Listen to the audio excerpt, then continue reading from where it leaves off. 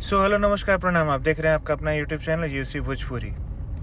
अभी तक की सबसे बड़ी लेटेस्ट अपडेट है कि जो आज पवन भैया का गाना रिलीज हुआ था साड़ी से ताड़ी, वो बम्पर तरीके से बहुत तेज़ी से ऊपर चढ़ा है।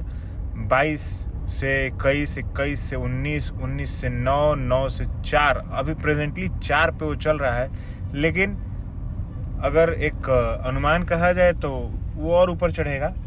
उसको देर नहीं है, कल सुबह तक गाना आपको 1 नंबर ट्रेंडिंग पे ज़रूर दिखेगा। तो इसी तरह प्यार सपोर्ट देते रहिए। गाना 25 मिलियन से ऊपर क्रॉस कर चुका है, मतलब 3 मिलियन क्रॉस कर चुका है रियल टाइम व्यूज़ में।